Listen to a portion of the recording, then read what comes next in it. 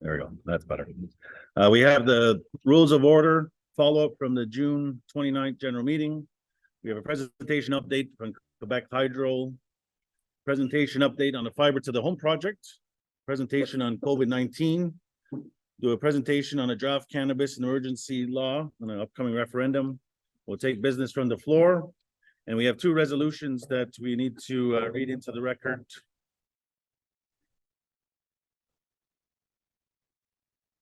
We'll make some announcements, and then our meeting will adjourn. That's the agenda for this evening's general meeting of September 28th. Could I have a mover to accept the agenda? Moved by Cindy, second by Vanessa. All in favor? All right, resolution is carried.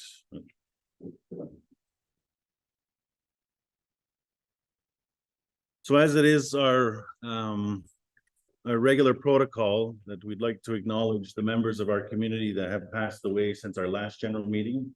We do have a cancellation protocol, which is not being invoked, but we do want to acknowledge that families that may have been grieving or are grieving at this time. So I'm going to ask for a moment of silence to acknowledge them.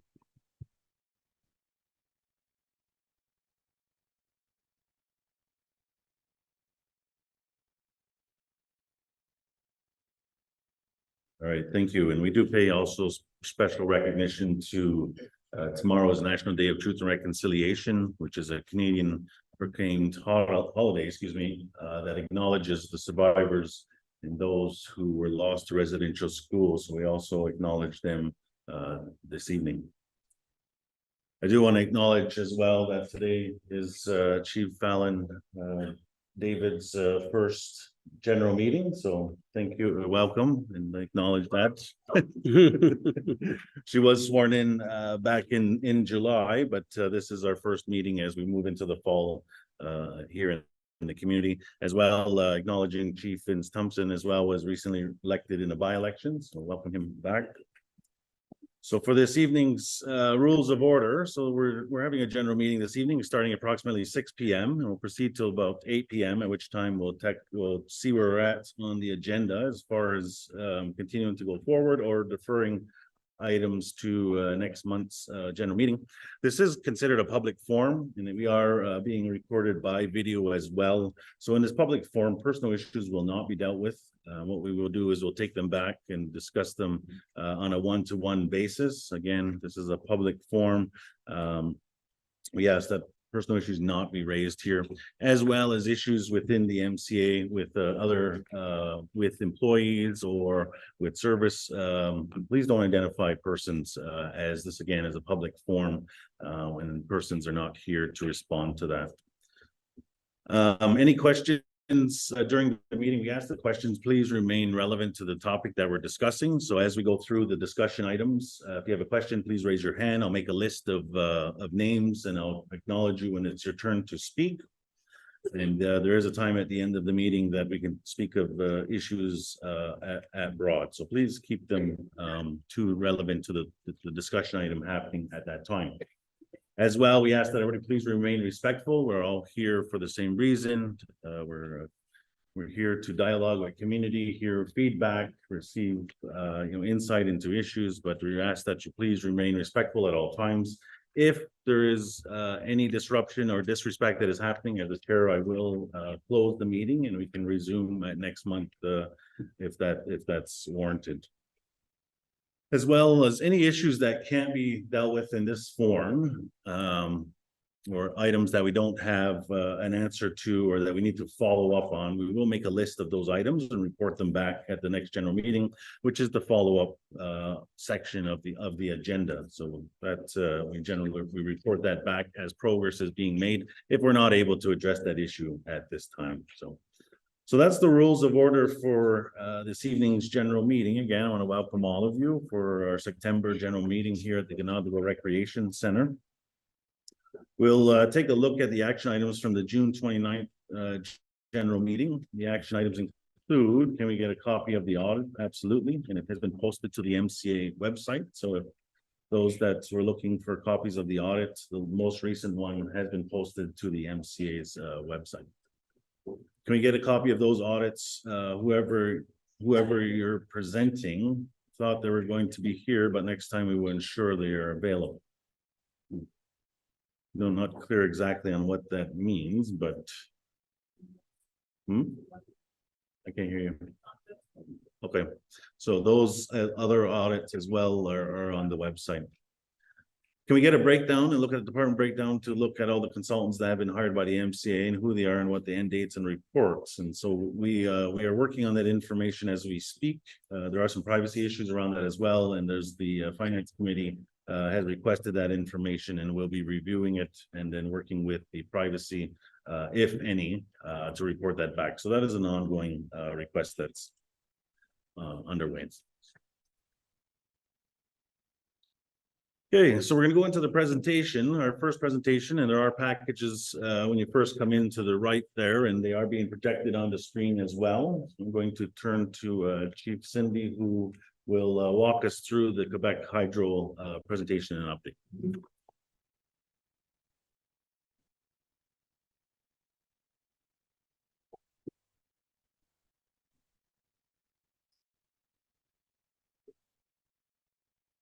Good evening, everyone. So this is an update that I received from Lee Ross from Quebec Hydro, our liaison person. Some of the files that have been ongoing, the maintenance of equipment work on the distribution network. The status from May 25th, several works completed and more to come. Next community meeting on May 25th, which had already happened, to shed light on the status of the 5K section of lines and wetlands. As of September 20th, the work has been in progress and is 90% completed. Coordination of vegetation control activities. In May, there was progress, delays due to long employees obtaining passports. Work is expected to be completed by mid-June. As of September 20th, it's in progress, 85% completed. Remaining work is either in wetland sections and will be done at a later time or requires additional security actions. Example, covers on conductors. Installation of remote control switches 3 for rapid transfer backup from the community to HTV 236 line in the event of a breakdown on the main section of HTV 235 line. Breakdowns upstream from the attachment point. So in May, they started the engineering work should be completed by the end of 2023. September 20th update, the project currently underway and is about 20% completed. A large portion of the aerial work has been done and more work is currently underway this week. The completion of the work is still planned and realistic for the end of 2023. Liaison officer contract. Contract to be established with the new CEO. August 16, 2023, a copy of the contract was sent to the interim ED. Emails recently received from legal for questions and comments. Follow-up of training for fitters and pruners. Hydro-Quebec's participation in Akwesasne job fair. Waiting for the next fair opportunity to present the Diversity, Equity, and Inclusion Fellowship Program at MCA. As of September 20th, they're waiting for the next fair date. Still waiting to see if the Diversity, Equity, and Inclusion Fellowship Program will be offered again next year. Will be presented to MCA if it is renewed.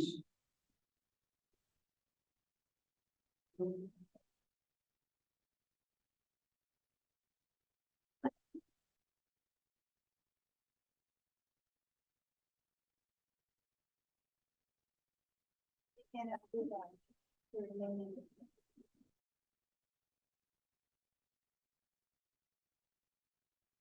evening. Good evening.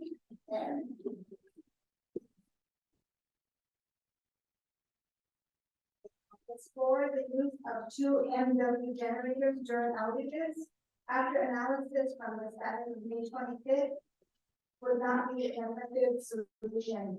Other options are still under review and investigation. Update as of September 20th. After analysis would not be an effective solution. One of the issues is exploration of a backup line from the supplier National Grid, New York State. our status from May 25th. First meeting with National Grid is winter of 2023. Update as of the 20th of September. Technical solution difficult to implement. National Grid does not have the capacity to support an additional 6 megawatts of load. Hydro network potential analysis is done in fall 2021 to be updated in interest by Mohawk Council. Analysis done in fall 2021 to be updated in interest by Mohawk Council. That's as of September 20th. Support the community network acquisition project. Awaiting further information from Mohawk Council. Update as of September is still the same status. However, I did return back from Assembly of First Nations and I met the new CEO. It's their Michael Navia, and I invited him down to tour the community and kind of do an overview of Akwesasne and our situation here. So he's gonna work with the girls to set up some availability to come tour Akwesasne. Can you speak about the meeting we had with Ian?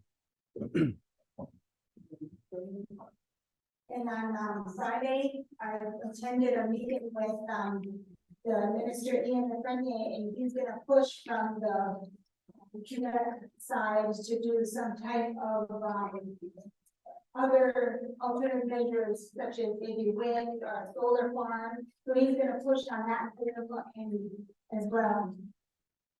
So to see what we can do. Thank you. Bring that, pull that mic over here. Are there any questions on this part of the presentation? Go ahead.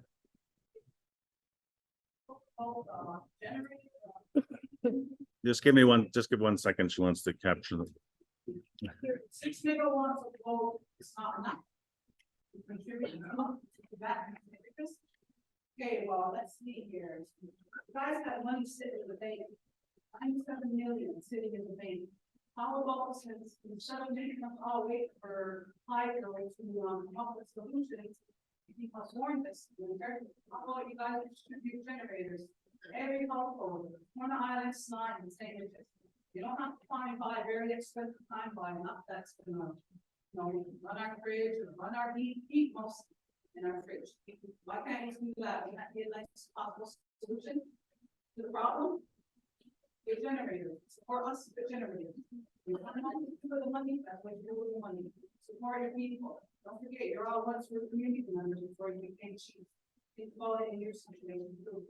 Thank you. Just comment. Thank you. Now, we're very conscious of the anxiety that's created in the winter. Just on the note of the 6 megawatts, what that means is that if we even were to connect to the American side, they don't have the ability right now to give that amount of power that's needed. That's what that means. Yeah. Okay, go ahead. If your discussion with Quebec Hydro, has there been anything spoken about compensation for losses, being suffered during the power outages? Also, loss MCA suffered with economic, in a tune of millions of dollars last year. So you have that conversation with them, like all these ideas, they're not gonna happen in a week. They're not gonna happen in a year. You know what I mean? And winter's coming, and we're gonna be left in the cold again. So what's the band-aid solution that Quebec I can find, right now? And she's got generators, make them, everything seems like it's coming from Quebec Hydro way, informed the ministry, this is what we're, well, when is it gonna go the other way and say, this is what you're gonna do for us? Because you remember when I sent Cindy a report about it not being Akwesasne's fault for our power outages, which is our bad luck for being at the end of the extension. So something happens in Dundee or somewhere else, like they were talking about squirrels and tree branches, but it wasn't our fault. We were just in a bad location. So they should pay for our hardship, because it's not our trees, it's not our squirrels, it's nothing in Akwesasne that's affecting our quality, it's somewhere else. So Akwesasne, the you people should be like, no, you're gonna pay us, you know, because they should compensate us some, instead of giving us a grant for this thing, we're gonna try this, we're gonna do this, oh, that's not feasible, this ain't gonna work, okay. It's just like they're blowing smoke at our ass, because the power is gonna go, you know, and when it does, we're all gonna go to Abrams house, you know, and we're all dealing there. I tell you, trust me, I will support that.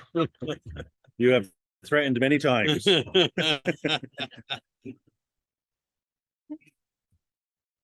There any up here in the front? I've been saying for a couple of years now. Because it's 99 times I was clean up and everything. Substation, because it's all been done on propane.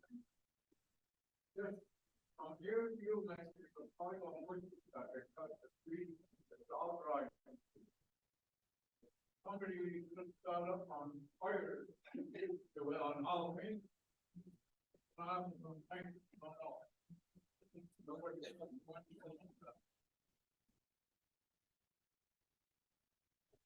But there, we were moving there, we were coming with animal rights. Yeah. Yeah, no, we've asked for an assessment, well, we've asked for the crews to go. Yeah. We've asked for the crews to go be prepared for Halloween, and we know that what happens in Halloween, and there's different areas of concern, including making sure that streetlights are working, which is only one part of it, but mitigating the risks. Is there anything else on the Hydro Quebec? Okay. Go ahead. Your conversation with you also included in the future, within the next couple of years, to have your own universe from here. That should also be a big topic of discussion for that. You know, waiting period. We're at the bottom of the list, we're at the end of the trail. Yeah. So we're not gonna be the first contacted when I'm gonna be there to help us.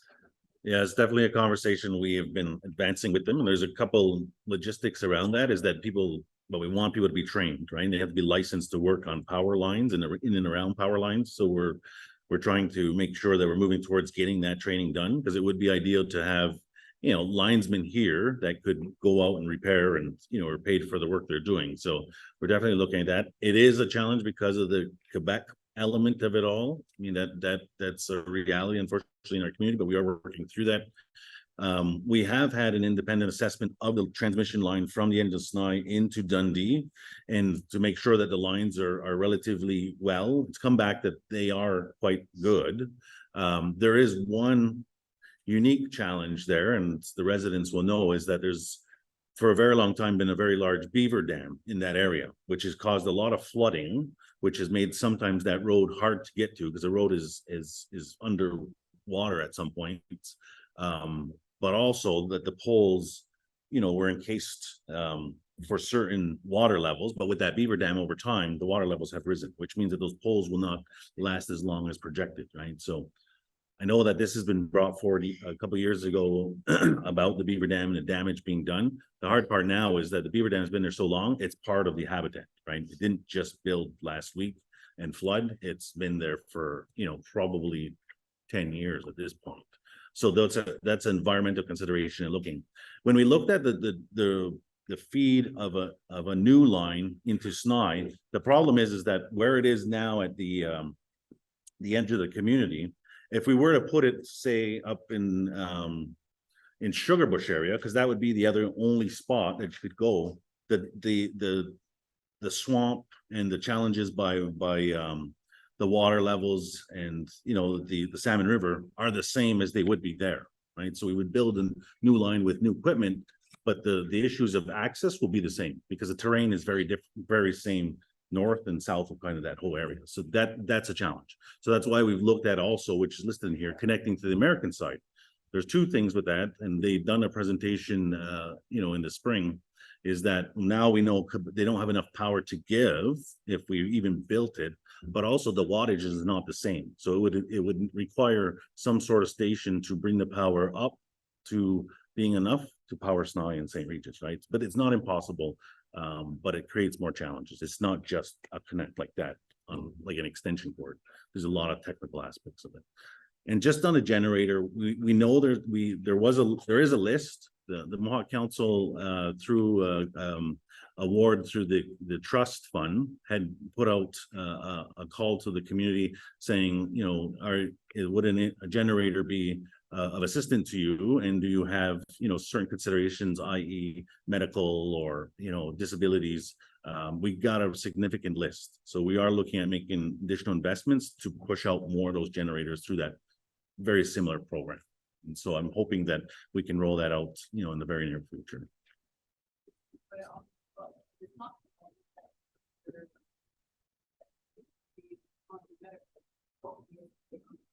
Those are the priority. It doesn't necessarily mean they have to be, but definitely, elders, medical, as we work down. But it gives us at least an idea of the higher risks needing it immediately and then, moving down.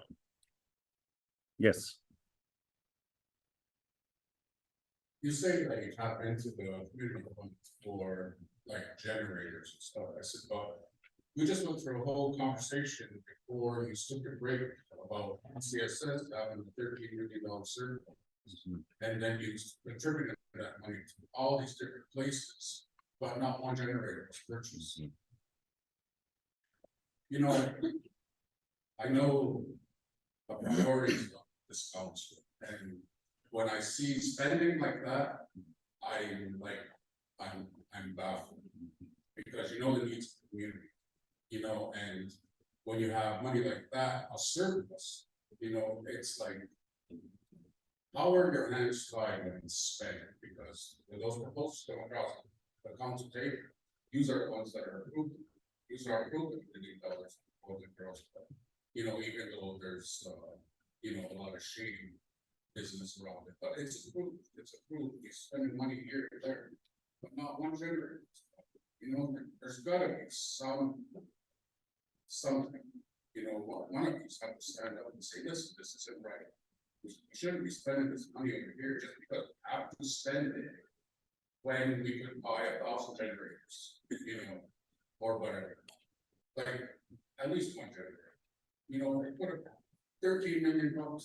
That's a waste of money, because it didn't go to the community. I mean, did it really? You know what I mean? When people are, you come to these meetings, the people are asking for the same shit over and over and over and over and over. Sometimes the song gets sick, when you hear the same. So, please.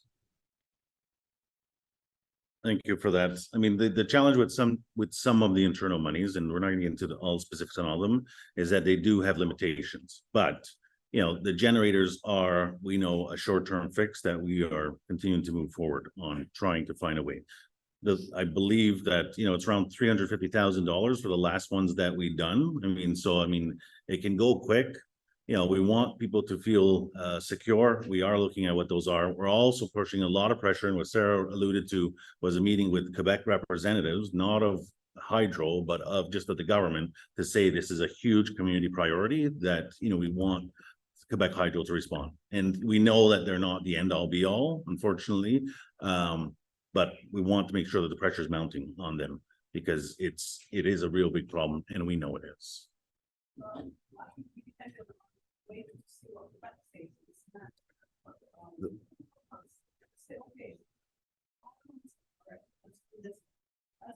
Every community member right? So you're not going to hear me crying over a cold MCA not home, right? It's almost October now.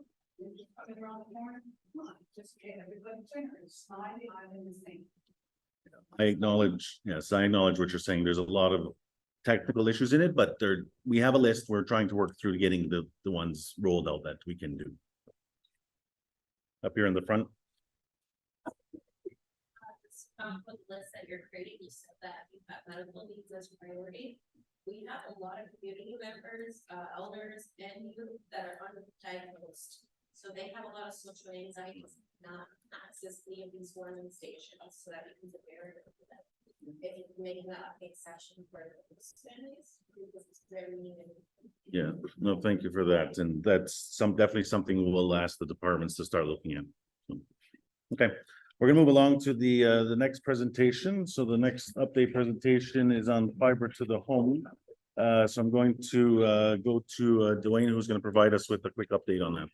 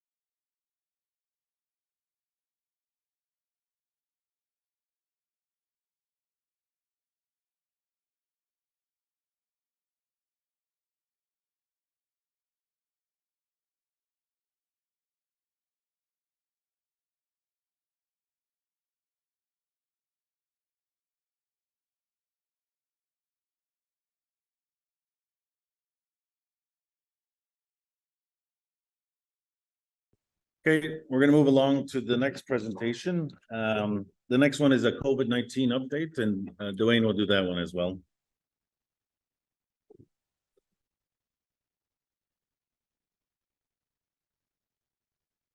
COVID-19 case definitions.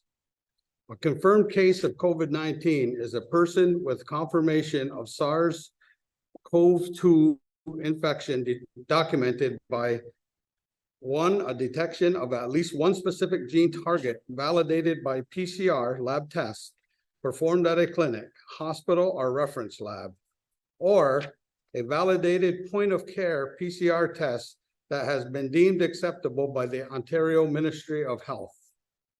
A probable case is a person who has symptoms compatible with COVID-19 and had a high-risk exposure or close contact exposure, or was exposed to a known cluster or outbreak, and in whom a PCR test has been completed. PCR was inconclusive and has symptoms compatible with COVID-19. Laboratory-based case of a reinfection. A previous confirmed case of COVID-19 that has a subsequent repeat confirmed SARS-CoV-2 infection where there is a laboratory evidence PCR test supporting two different infections. Laboratory evidence includes variant of concern screening PCR testing indicates two distinct SARS-CoV-2 infections. Time-based case of reinfection. A previous confirmed case of SARS-CoV-2 that has a subsequent confirmed SARS-CoV-2 infection at least 90 days after the previous infection and does not meet the laboratory-based case of reinfection definition. Case management.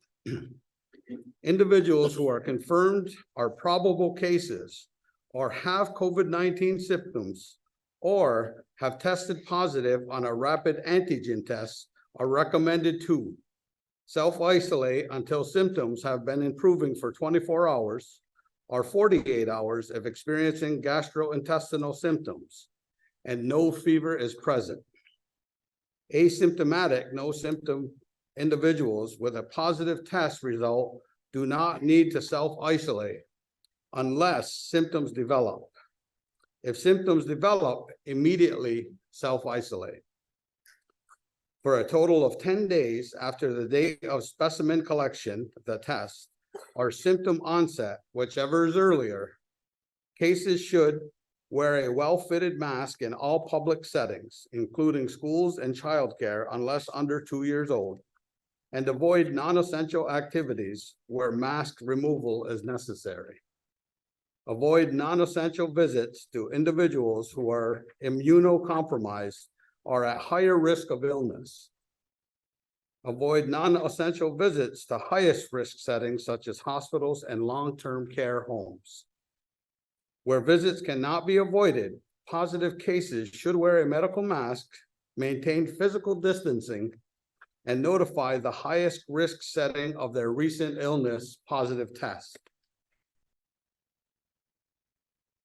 Cases with immunocompromise may be infectious for longer and are generally recommended to isolate for 10 days from symptom onset or positive test, whichever is earlier. Cases who are hospitalized for COVID-19 related illness can be removed from droplet contact precautions in hospital based on consultation with an infectious disease specialist and or hospital infection prevention and control, IPAC. Testing for clearance is generally not recommended.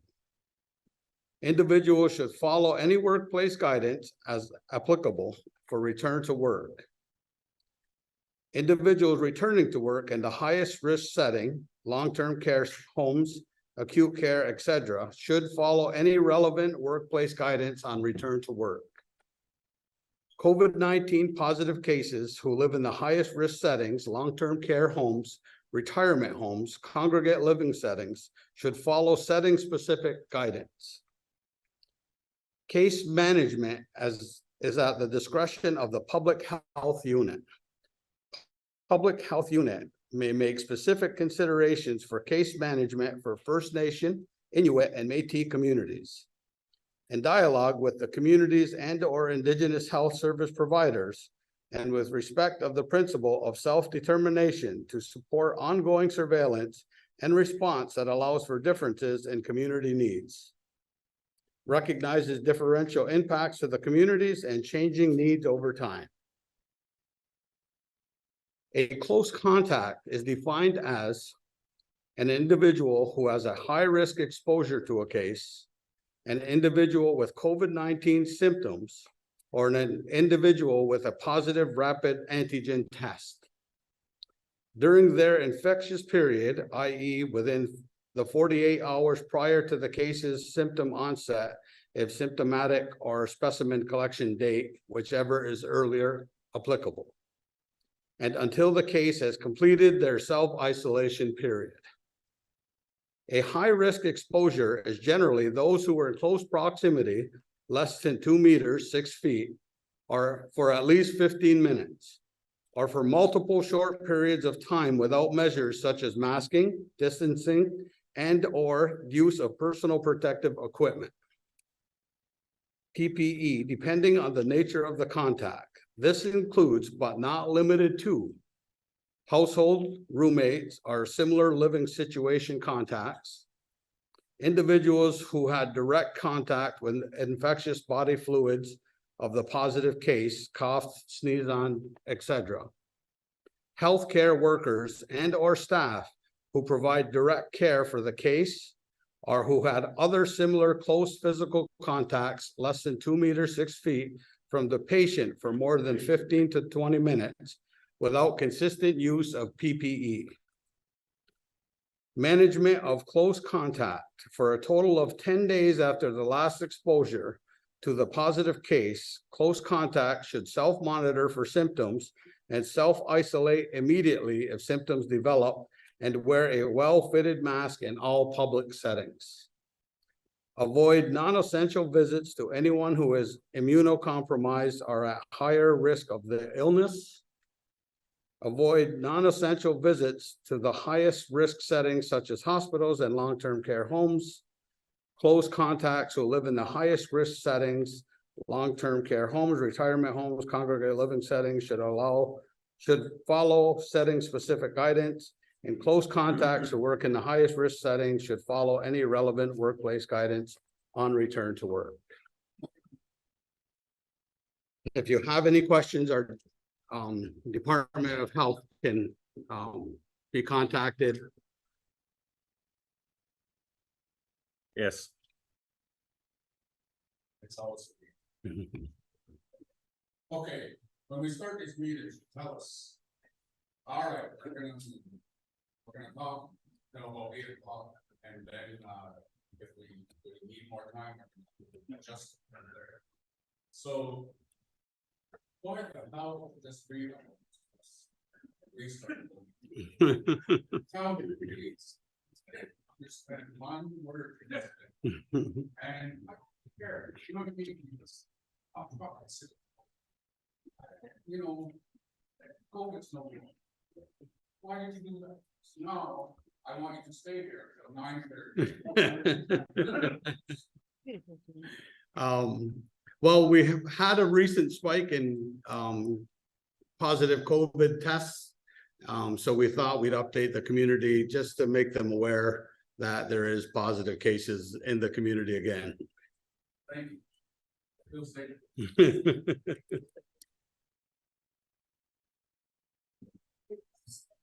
Provide the information to all MCA employees and the employees. When there's a positive case, it's the first question we ask, what's the result of that? Do we or do we not come to work? What does it mean when somebody in your family is tested positive for COVID? We all know the isolation period. What does it mean for everybody else that has to come to work? It has to go into other sectors. So I would like to know and see, and I do probably need to ask, what is the new protocol? I was directed to go to the Ontario COVID screening website, which you just read off. And I just wanna know, what am I supposed to do? That's all I wanna know. How many days? Do I have the sick days? How do I stay away? How do I keep myself? Be a nice checklist. How do these young students that get sick have to get sent home? Would be a nice sheet. The same, here's what you should do when your child goes home. Those are the things we're looking for. Anybody can go on that website and do that information. What we're looking for is, what are we supposed to do? Okay, thank you for that. We'll follow up. Yeah, here in the front. You, council put on curfew. When we went on COVID, and I asked you, Mhm. curfew, 11 o'clock, right, you put on? It was changed, yeah, yes. And I said, how do you know? Like 11 o'clock, cars driving around and you're answer about, oh, your kids look, they're employed. And I said, no. You go to a Walgreens somewhere, after midnight, they're in there getting their high blood pressure bill. And what Mhm. you're wrong. They weren't going. Yeah, well, I mean, as you. Yeah, as you know, I mean, during. Yeah. As you know, that during COVID, there were some extraordinary things that we had to deal with. Yeah, and one of the things that we've developed is the Akwesasne Emergencies Law, which we'll be talking about next. And yeah, well, there's obviously always the enforcement component that we struggle. Yeah, go ahead. I think that the easiest thing to do on the COVID issue, since it's rising over here. On the other side, what we have is a bunch of boxes to test yourself. It's really easy. Just take that swab in your nose, put it in the thing and wait like 5 minutes or so, and you'll tell if you have it or not. If you have it, you have to isolate, but if you have extra boxes, like we get like 4 boxes at a time. You can have your family test themselves, or your partner or whoever test themselves, and then when you have COVID, right off the bat. And maybe they don't have it, so, but that's the easiest thing to do. If those COVID tests over here, ask the tribe if they have extra boxes, they give out lots of boxes, and give it to the people. And they can test, self-test, and take care of the issue. Yeah, no, absolutely. Testing is extremely important. We do have access to some, but we could definitely publicize for people that want to have some just in case. But you know what I mean? As much as we are tired of this, it is still very dangerous to those who are vulnerable, right? And we don't want to be spreading it around to those, and it makes its way back to the vulnerable. So testing absolutely is extremely important. Anything else on the yes, go ahead. Yes, last minute on the COVID. I spent the last 3 weeks going in and out of the hospital, I told you, antibiotics, and then I had to go away for some medical radio nuclear medicine. But the whole time I went to the hospital, being in Ontario, I put the mask. But you know what I found out? The 100 people or 150 people that walked by, none of them had masks. So I find it ironic that here we are promoting a new, a 5th-line COVID generation warning, when you go to a place like the hospital, and I know there's other Indians in there, but I felt embarrassed. I had the mask. Can you explain to me that setting compared to the setting that you're promoting right now? Do we have a problem in trying to sell this COVID for the umpteenth time?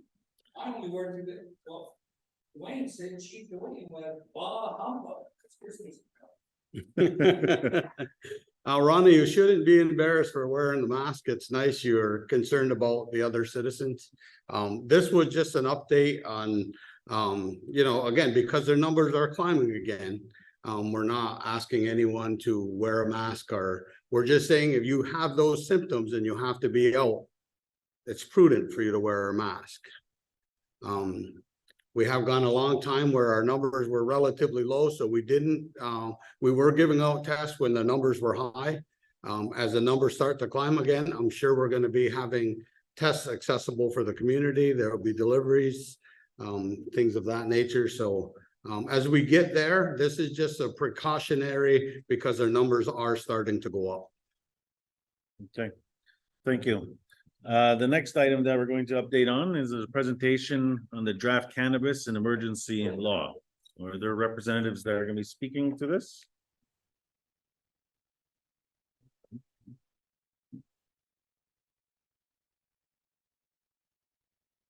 Is that a no?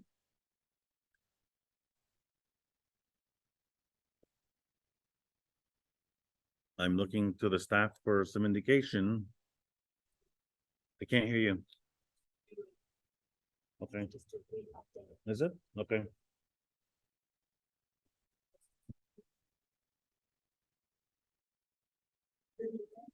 I sit on the working task group for the emergency management law, and we currently are finalizing the law, and it was voted by resolution on July 23rd, 2023, to have a referendum, and we set the date with the chief electoral officer, and it's gonna be set for Saturday, October 21st. So there's gonna be a referendum for the emergency management law as well as the cannabis law. So Saturday, October 21st. Okay, that's it. Okay. Any questions on that? We'll go over here and then we'll go.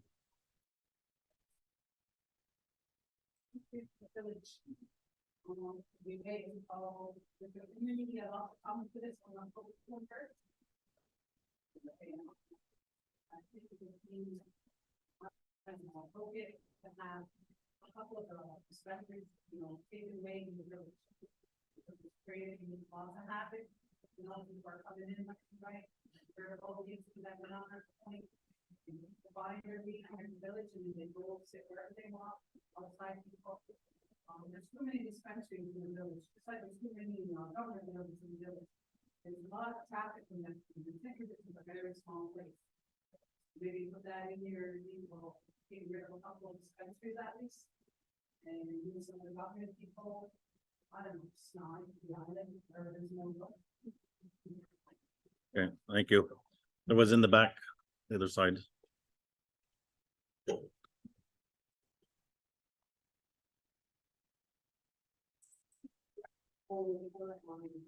Cannabis and emergency law that you guys are going to be doing. Can I get an update on the election law? We had to get this before these two, and there was a priority list that was a survey that went out on the mandate of the laws that were going to be developed and updated. I know there was consultations down on the election law, and does anybody have an update on the status of that? Yeah, we'll just make a last call on the emergency and draft cannabis. Then we'll move into business from the floor. Was there any questions on the cannabis emergencies law? That one?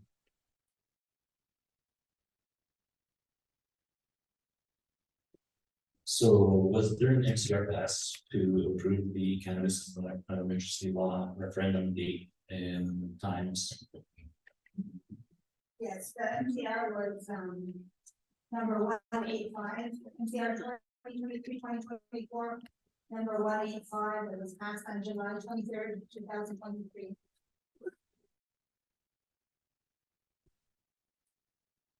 There was a question up here in the front. One warning. You know about the free warning thing about long time ago? Did you read that? Yeah, I believe that's the banishment law. Yeah. Yeah, Mhm. anybody who has that? The One warning, 2 and 3. Mhm. The Department of Justice, I believe, is through the Akwesasne Mohawk court. Yeah, How many are signed it up? And that I don't know. I know. Yeah, we can find out. Yeah. Okay. Is that Well, is this on the law? Okay, go ahead. Yeah, it is, whenever you have meetings, in the community, I attended on Cornwall Island and had concerns with what was included in the emergency law. I felt like there was, the way that things were worded in there gave council too much power, and at certain times, because it was so broad, it could easily be suppressive to people and infringe on our charter rights. So I voiced this before, and I'm wondering if there was any revisions made to it, or if he's just continued to process it.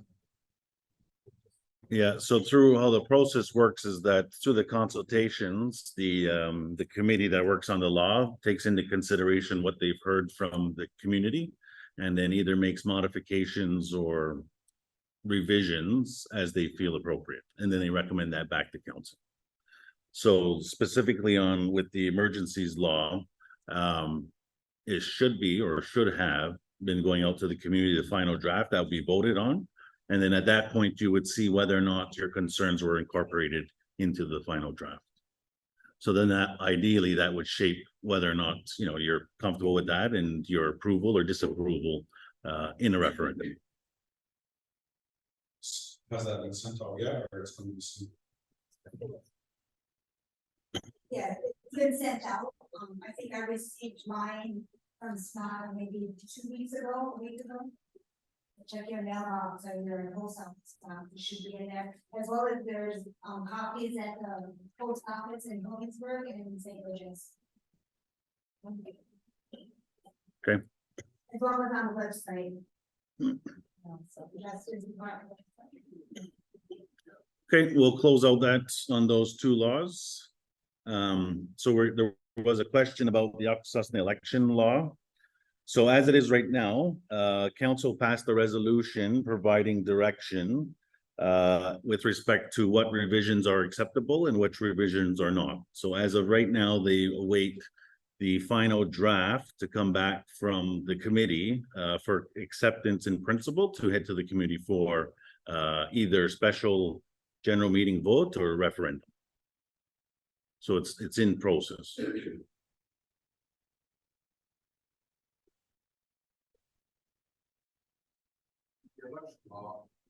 You believe that,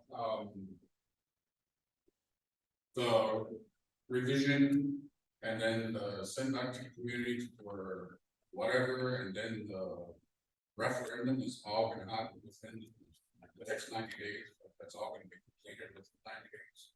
Because doesn't the law have to be, implemented, voted on, accepted, then implemented 6 months before the general election, or that pertain to the general election?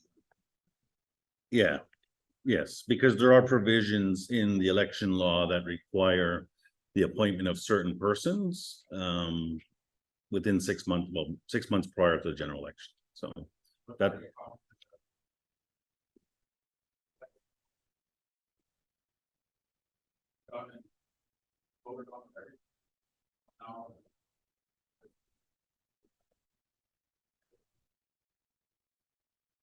The committee has a mandate, and that's, you know, and that's administration as well through the Department of Justice, then they'll oversee that.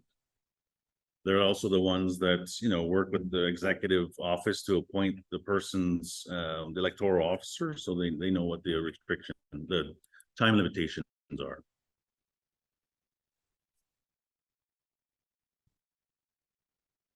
Have anybody in the committee that's on the election law here? Can you provide us with an update?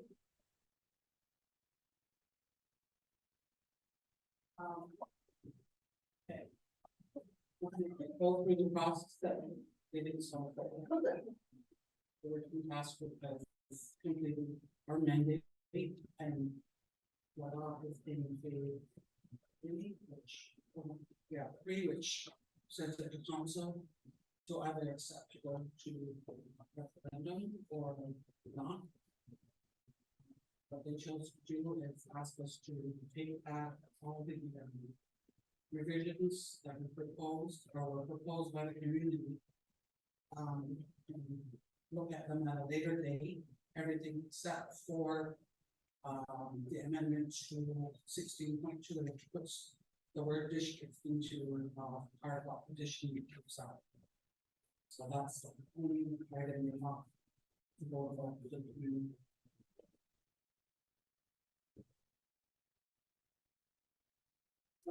I'm confused. So the election law came out. There were 4 main changes that was given to the community, that this is what they were gonna work on. That was the mandate.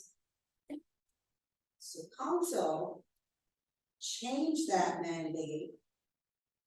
And so none of the input from the community is gonna be taken into consideration.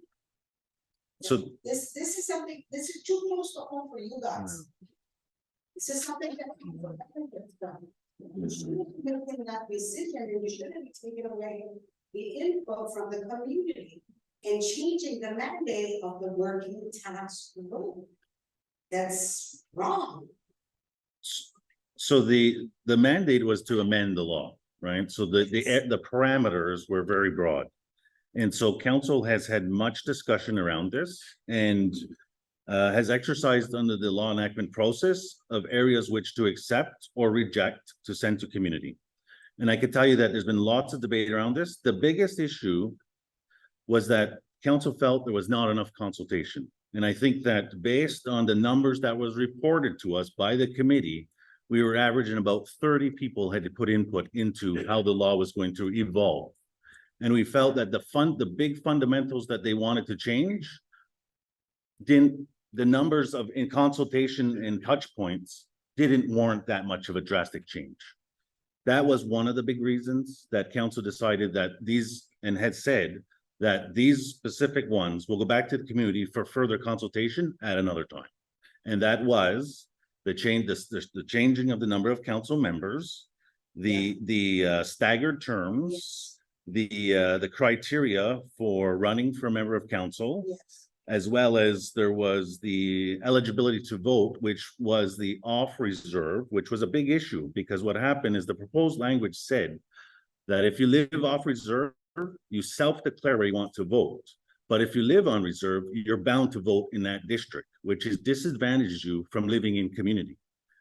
So that was a big fundamental change that we didn't think that the community understood. And also very administratively is hard to police. Because if we're gonna have off-reserve voting, it should be all community voting, not district voting, because we don't track where people live, it's self-declaration. So it's not fair for somebody who lives in Cornwall to say that I'm born and raised on Cornwall Island, that's where I want to vote, but it'd be advantageous because they want to vote in that district, whereas a Cornwall Island resident cannot choose to vote for a Snider St. Regis member. And those are some big fundamentals that we thought the community must understand a bit more. And the last one that was there was that there was a change in the provisions that says if a member of council breaches their oath of office, they're immediately removed. We don't fundamentally object to that, but the way laws work here and the way the community laws, some are very old. If you're parking on a street in Ganadigo and at a certain time, you theoretically are breaching a community law. Somebody could file a complaint, and the way the language was written, you're immediately removed. And that's a fundamental flaw that existed in those drafts. So those were some of the high level, and we said these need to go back to the community for further revisions. So what was the attendance in the Cannabis and the emergency consultation? I think that was less. I think So- even the leeway, I mean, you have a low number there, but that's not how you know what I mean? I'm just making a point. But we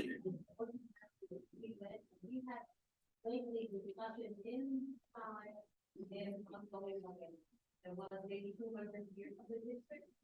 And we were discussing for hours, probably 2 hours. So I feel we did our job, but it seems like they overturned my council on the work that we done.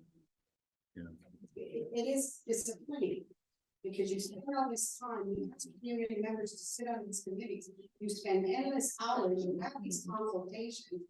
We've said it before.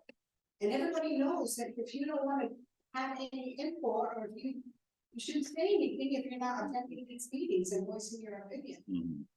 I said the best one on Facebook was, there should have been 100 people before me and 100 people after me when it came to that Seaway Plain voting. And I was the only one in line. Mhm. It definitely is. I mean, that's also the big issue, is that we didn't feel there was enough contact. Frankly, I mean, the people that were documented engaged in that were less than what's in this room. And we're not comfortable with the fundamental changes to the election law without more contact. And I'm open it to members of council. I'm relaying what has transpired, but I can tell you lots of debate around this and lots of discomfort. Because changing some very fundamentals to the election law, which I've outlined with very small consultation contacts, was council's been very uncomfortable with that. But you've made it political. And you shouldn't make it political. You guys are supposed to be away from this. You're supposed to let the enactment process happen with the input and the voice of the community. Let that process finish, and then if the community is saying we want more information, we want more consultation, then that should be coming, because you've asked the community to do it. You've taken that voice away from the community. You've taken the mandate away from the working class group. You've made it political. And is it gonna come forward by the next election? Well, and the way the process works through the procedural regulations, there's an obligation of council to do certain duties, and they have exercised that duty. I will say that I was one of the ones that was not comfortable with the number of people that had input, because there were only 24. So that 32 number is including the working task group. So it's not like we're saying you got to throw out all that work you did. We're not doing that. We're not telling you what to put in it. We're not telling you, but there was so much input after the fact. And so many voices, so many, there were 18 that attended the sessions. There was only another 6 that made comment and during the comment period. And then all these voices were telling us what they wanted. And we have a job to do, and we have to listen to what people are telling us. And that's what they were saying. So we can't ignore that either. We're not dictating what goes in it. We're not throwing anything out. It's nothing like that. And we do have the right to send it back according to the, what is that, LEPR, Legislative Enactment Procedural Regulations. Okay. Yes, you're right to do that, but you don't have to. That's the benefit. That's 2 separate things. And if you take a look at the 2 other laws that you have, what are those people? Are you gonna turn around and tell them that they have to go back up to the community because we have a low turnout for those? Council's following the procedural regulations that set out. It gives them the ability, regardless of what law it is, to determine what goes and what doesn't. So again, the fundamentals, I've outlined them as to why council's felt it needs to go for more consultation. I will say that, the regulations delegates a responsibility of council. Lawmaking is a government function. They have delegated it to a committee. The committee has a specific mandate. Now, if the committee wants every law to be passed, it's probably not going to happen, right? I mean, there will be some acceptances, there'll be some rejections. If they have a mandate, they do it. If it's accepted, if it's not, that we move on. Go ahead. But the question there is the election law just says 13 lines, this is what council is. It doesn't delegate powers from the community to the council to pick and choose the aspects, especially when it comes to law. The election law, as it was rolled out in 1989, Indian time, had a breakdown. This is how the law would work. And then it specifically said that if it was a condition, then it would be from the district. It specifically said if it was not active for amendments, then it had to be brought by the community and then mandated. So again, that's one of the reasons why I advocated the last time the election law was amended, not to change the amendment process. Yes, it was a very good threshold, but it ultimately meant that now it's tied up with this one size fits all approach to change the legislation. And through that legislation, council can decide on a year sequence to kill it or to change it, and now we've seen the results of that. So in theory, the mandate should have been, yes, here's the election law, and then so we're up forward. There should have been 2 rounds of consultation. Council should have placed a threshold. If you very low numbers and say a number that you're comfortable with, okay, the community member consultation reached this number, they'll accept it. Rather than saying, no, we're not going to say anything with that, but then we don't have the results of that. So again, you're changing the goalposts for this process, and then ultimately there should have a second round of consultation quickly to say, okay, here's the processes that are wanting to change. And they told us during the election law process that there's going to be propositional voting. So the community votes, whether part A, part B, part C is offended or changed. So again, taking that away from the community side, what is the making of council, particularly right before the election season or the next council term. So is this going to be something that can be resolved very quickly, or is this going to hold out again? We're still going to have issues with the election. So the committee needs to take what council's directive was, is to take this and do what has been set out to do and bring it back to council for acceptance, and it goes to community for acceptance or reject.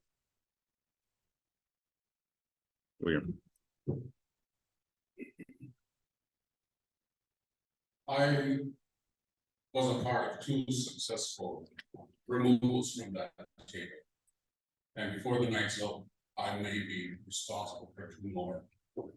Okay. I was at that election law review in Snai. And all the revisions that the working task force recommended to council was thrown out the window. And what's there for the community to vote on is the addition of the word district in section 16.2. And that wasn't even part of the election law review recommendations. If you read the pamphlet, if you look at the petition part, it's brilliant.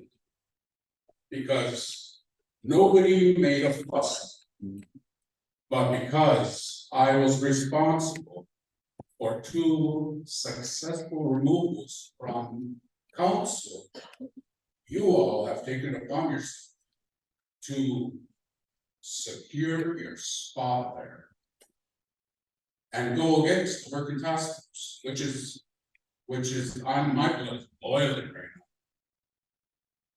Because of 2 men were removed from council. The cries that you must have heard. There's a talk of how is he able to do this? How was he able to remove somebody from Cornwall Island? How was he able to remove somebody from St. Regis when he's from Snai?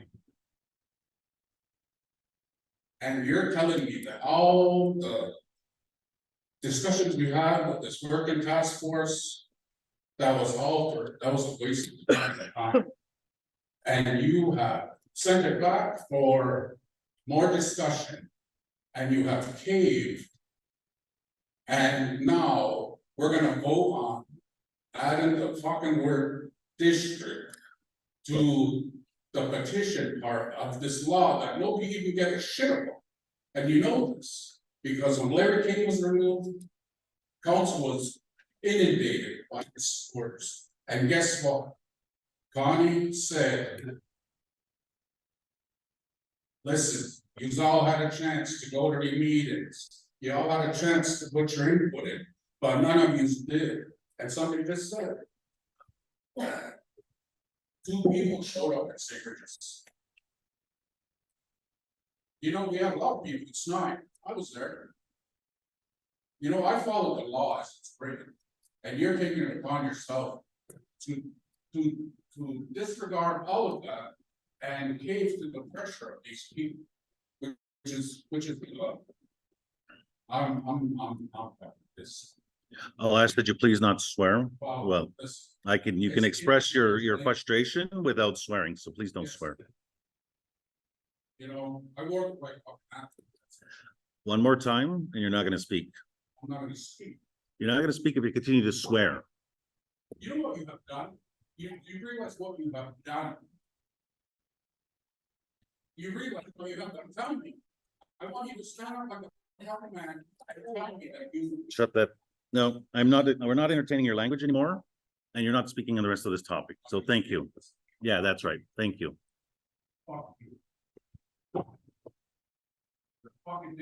Excuse me. We're to be respectful here. Stop swearing. Just stop swearing. It's as easy as that. Who was the next? Okay. This is the third time I want to ask that any governance document that govern your behavior is posted to the public. So we know what the rules of engagement are. You're talking about procedural regulation, you're talking about resolution. How do we know what things are playing when you write out the rules? We need we have a right to that information. And I am very freaking disappointed. I would swear, I'm very freaking disappointed that this election law is not gonna change again. We want less of you sitting at that table. You know why I didn't go to consultation? Because I was happy with the changes they were making. So I didn't feel a need to go there and pay right away. You know, and I looked over the Seaway and that was a scam too, because there was no minimum. I looked, I said, what's their threshold? There was none, so 2 people could have voted on that and sold us out for 45 million. You know, you talk about change, you hired me to do change. And when I tried to change things, look what happened. When are you gonna change? We want change. We want our community to be better. And we're not getting better. Thank you. We're in the middle. Yeah, I just want to apologize, and I'm not gonna.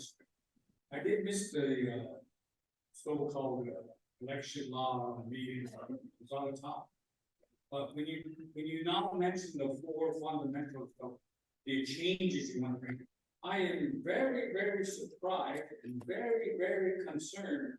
How come you guys didn't mention term limits? Enough of you chiefs and chiefs in the past, like I said, there for 3, 4, 5, 6 terms and get nothing done. So I thought that why wasn't that considered a priority? This term limits. You do 2 terms, get the hell out of it. Deliver on 2 terms, get the hell out of it. Well, sorry. But I was surprised. So if this discussion or this dialogue or this group forum is going to go back to the election law crap, this is what I propose that we should put in. I'm going to try like how to be in town to get to that. So please add my point to a late meeting to your fundamental list. Thank you. Thank you. Go ahead. So I have a suggestion, I guess. First, I'd like to ask, do you know how many MCA employees we have? Upwards of 800 or so. Okay, so what if we started having specialized voting for all MCA employees whatsoever? Because you have 800 voices right there. Many of us are caught up in our everyday life. We go to work, we're in sports, we're trying to be parents to our children, and work on our mental health and be able to do that. Not everybody wants to come and be a part of these meetings, and they don't always want to set aside their time to go on these processes. But that's all the other. Most people believe that council does what they want, right? So now that I'm getting older, I realize that I need to stand up, I need to have a voice, and I need to attend these meetings, right? But so many still have that same mentality, and I think this is a good way where we can change it to where we're not having 23 votes in the law, where you could have 800 votes from MCA employees, and then whoever from the community, they can go and vote whenever you have polling stations in each district. Okay, thank you. Okay, we're going to move along. Are there other items that we want to discuss? Yeah. All of it and everybody knows. So I think everybody is responsible to make sure they review it. We're doing our job as the people on the committee to meet and talk, you know, get input. But everybody received that, and just within the last month, it became an issue, so people are saying, oh my God, I should have read it. But I know too, I also sit on the cannabis law, and it was way less participation. I'm not sure about emergency management, because I was in the. So it is up to us, like you said, it's up to us to take that responsibility, us as community, take that responsibility and read those laws that are in our laws. And I just want to say that this is nothing on the work that the working task group has done. We know they've done a lot of work on this. It's been around the engagements, and we know that we need to find better ways to get more people out to talk about these changes that are coming forward. Go ahead. I just want to say this is on you. 2 meetings, district meetings tonight. All of us wanted a general meeting, relying now on I'm asking you, this is all on you. 2 district meetings, July, August went by, what happened? Did they gotta come from the door? Who we following? Like I said, the situation came too late. You know, they changed. Thank you. Okay. I'd like your attention on this issue. We are challenging the tri-council land claim settlement. And I wanted everybody here to understand what we're challenging. We're not challenging the MCA, we're not challenging the tribe. We are challenging the Mohawk Nation Council of Chiefs. And they've been involved in a tri-council group. And they're at the end of the settlement agreement talks. And this is where we're going to take a stand. In a press release that was made from the Mohawk Nation Council of Chiefs attorney, she said that they received their directives from the Grand Council and Onondaga, the Iroquois Grand Council. And the directive was to join in the settlement agreement talks. We find this to be untrue with a few people that we have contacted. And we've brought the issue to Grand Council, and we want you to know. We brought the issue because it's very strong. In this land claim settlement agreement, the bottom line is that they're going to forever extinguish Mohawk land claims. Not just with us, the Grand Council and Tribal Council, you guys can deal with that. But we're dealing with the Mohawk Nation Council of Chiefs. Do you understand what extinguishment of our land claims in the future means? It means when they sign this document and sign the settlement agreement, we can never, ever claim any of our lands. Our 9 million acres of lands are going to be settled for $45 million divided by 3 people. 70 million is the latest amount.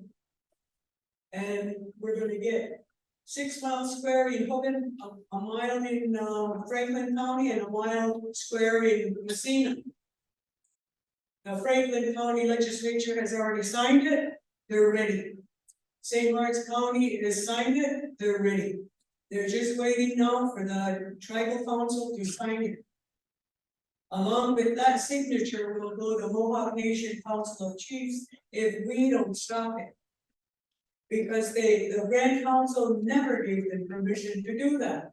They cannot do that. Under the great law, they cannot do that. Our land is never for sale.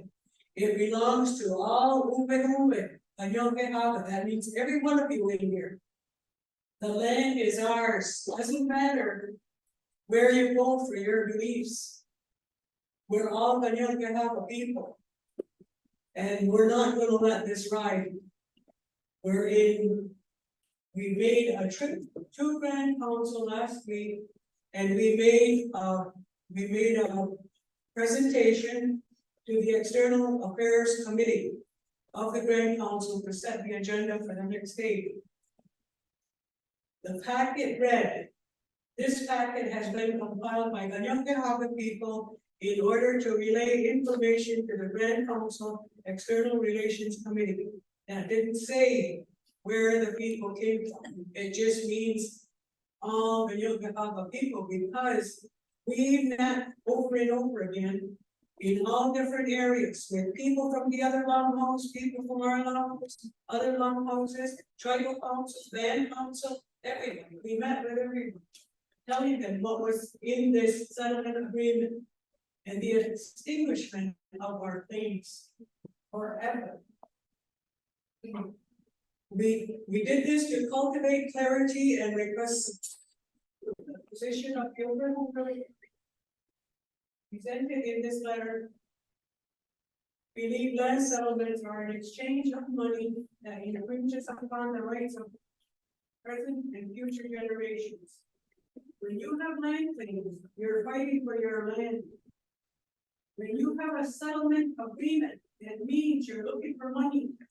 Money to pay for the damage they've already done with an agreement, and that agreement is the extinguishment of all our rights. The settlement means money for your land and what they've already done. And in there comes the agreement that they're going to extinguish all our rights. And as in all these documents, I'm going to leave a couple of these documents with you. And then if people want it, ask the MCA to print it over for you, so you can have a copy. Everything in here, 76 pages, is documented evidence of all of the land claims and all the paperwork, all the MOUs and the referenda that have happened on this case. None of it is my opinion or anyone's personal opinion. They're all facts. We made sure of that. Within this packet contains a relevant summary of the present memorandum of understanding and MOU settlement regarding the 1796 Seven Nations Treaty land claims brought forth by the State Regent's Mohawk tribe and the Mohawk Council of Akwesasne and the Mohawk Nation Council of Chiefs. Tribal officials have stated multiple times that they will not release the most recent draft of the MOU before it is ratified. So that means that when we're ratified, we're telling the people what's in it. Nor will the most recent settlement be put forth for a public vote. Therefore, our ability to fully compile all information is incomplete due to lack of transparency from parties involved in the settlement.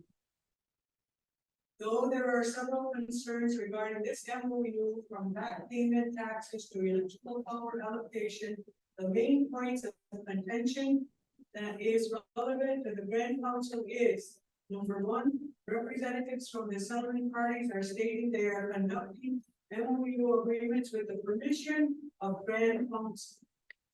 Two, the language surrounding the release clauses within the MOU impacts all Mohawk people, present and future generations. There are two documents, a 2014 draft of the MOU and a 2023 New York Power Authority financial report, with clear statements indicating extinguishment clauses. The state region MOU would require an act of Congress to forever extinguish all Mohawk land prior to such a settlement becoming effective. Reference page 57. Not only does this impact Akwesasne land outside the confines of the agreed upon Seven Nations allocated parcels, but impacts people in sister communities, including but not limited to the Nyonge, the Nachole, the Hawaii, the Nisidake, Kainanego, Waka, and Australia. First, we would kindly request the Grand Council to provide evidence to support or deny this claim made by the Mohawk Nation Council of Chiefs. If there is no explicit documentation of Grand Council supporting Mohawk Nation Council of Chiefs pursuant of land settlements, we seek the support from the Grand Council's External Relations Committee in the form of a letter clearly stating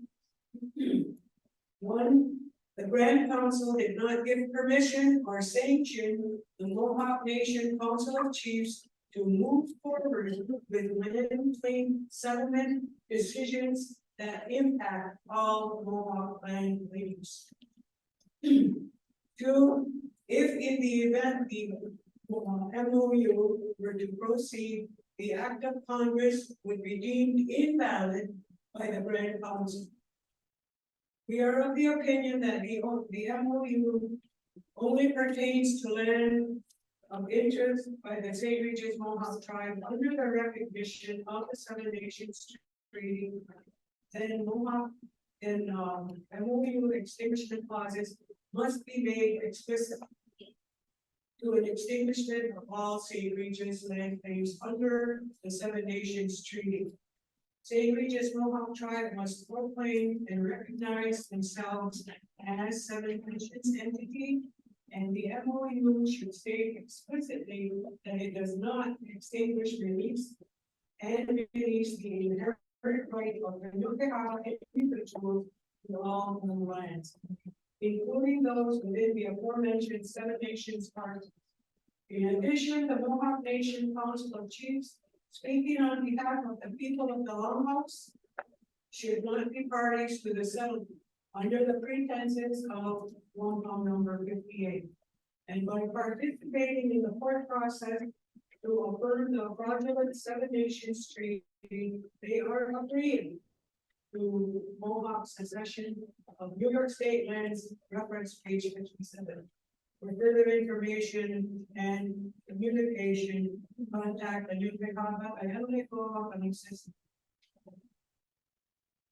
I'll leave it at that. And I will give you 2 copies of all the information that's contained in here. And again, I tell you that all the information contained in here is documented evidence and records and treaties. No one gave a personal opinion in this, and we're seeking for clarification on the Grand Council and the claims that they gave for the record to the settlement box. Now. Thank you. I just want to say that we do plan to have presentations on the New York claim in the next couple months, because we know as the parties go towards ratification or what have you, that we want the community to be aware of what's transpiring. So that does sound like we do need a full discussion around that, especially since CWA ended and deleted it. But I wanted to cycle back to election law from something that was said that council mandated the working task group to do the community consultations. And community consultations develop some kind of document, and if I believe correctly, it turns out the phase that council then decides whether or not it goes forward. When that decision happened, was that just a verbal vote, or was that an MCR to change the mandate of the lawmaking process? Resolution was done. Is this on, China? You can't hear. A resolution was done under the provisions of where council gives what's accepted or rejected. So resolution was tabled. MCR.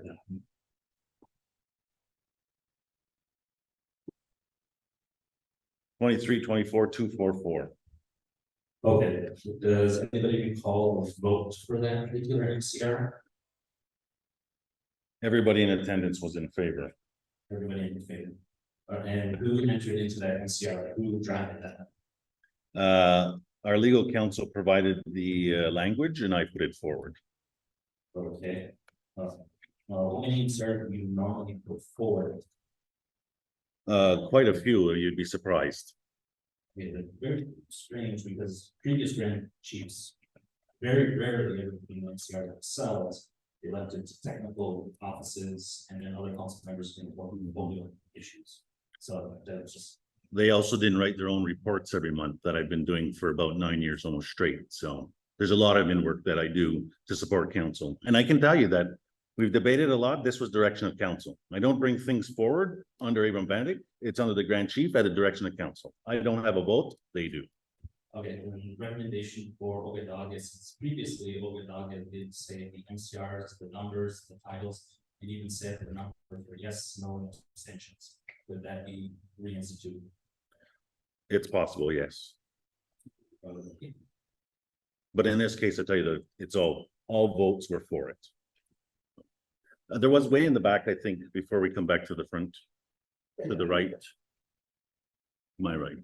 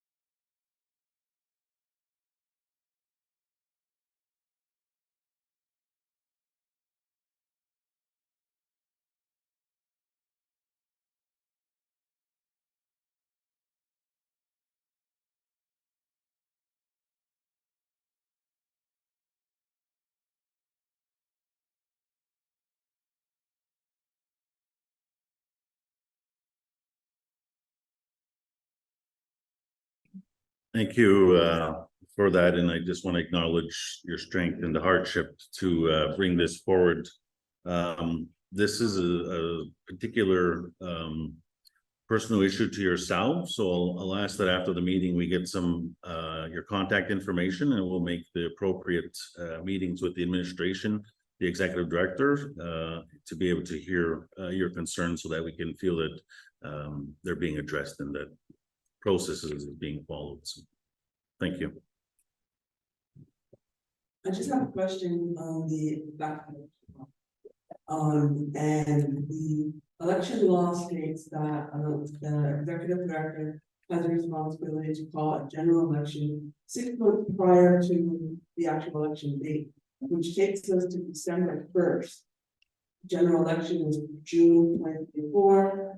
6 months prior to that is December 1st. Today is September 28th. You have 63 days to change the law. Will that be enough time for the law to get sent back to the community on whatever changes get presented.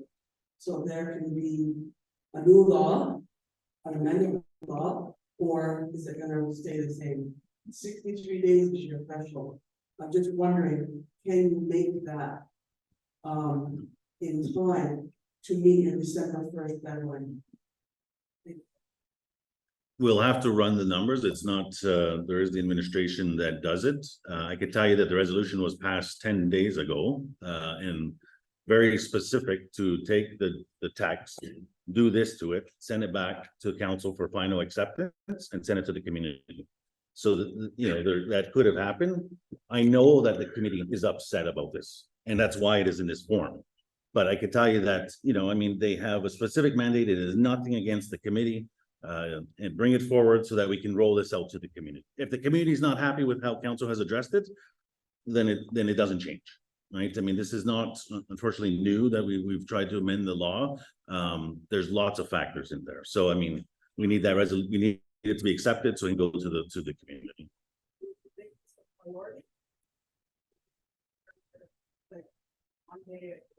Whatever you're feeling,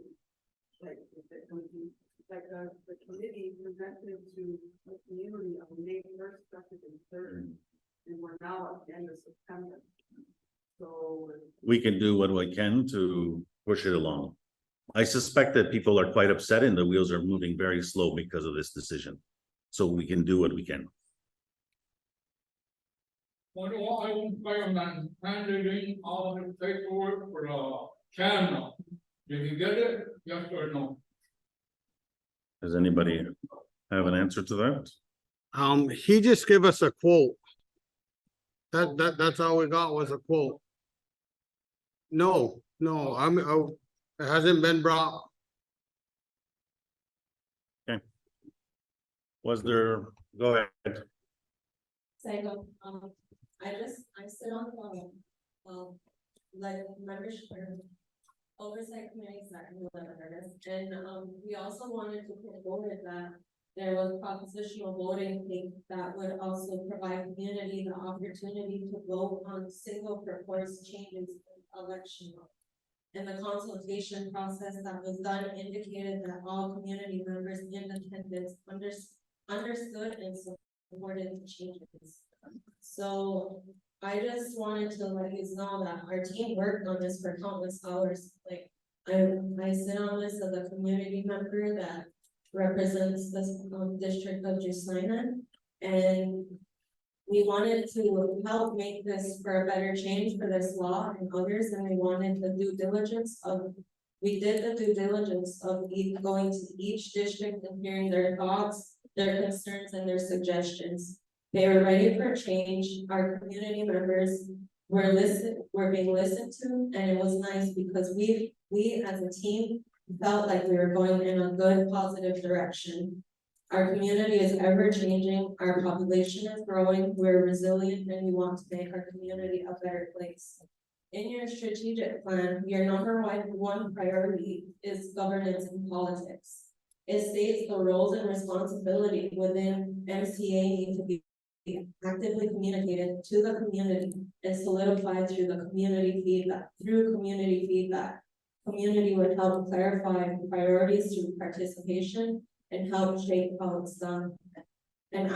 Within an active and involved community, it sends a strong message for community readiness for self-determination. This is your priority, and with the laws changing, you did not accept it. Your principles were Kana, peace, good mind, strength / guidance.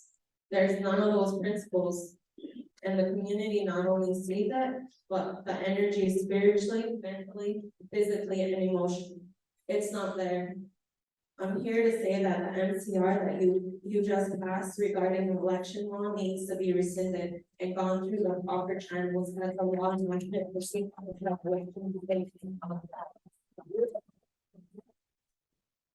in the beginning of your term, you stated you wanted positive change. Here we are, making change as one community.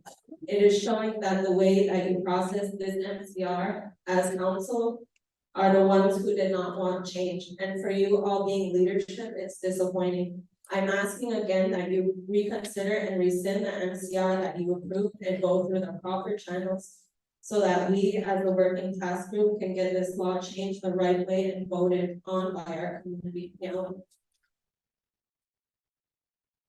So I just want to note, is that a statement on behalf of the committee?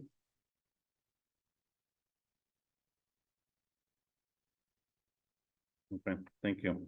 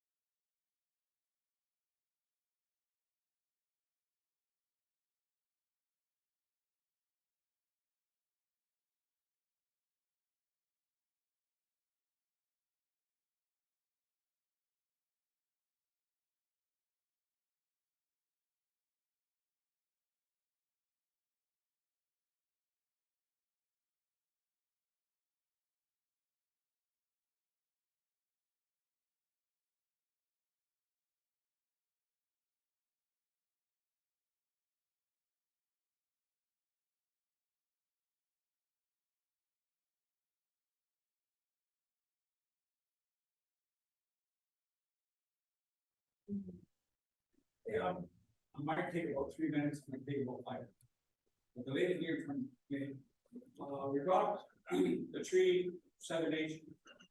There is a current case going through the courts. The individual at hand knows his court case is gonna fall apart. He knows he can't.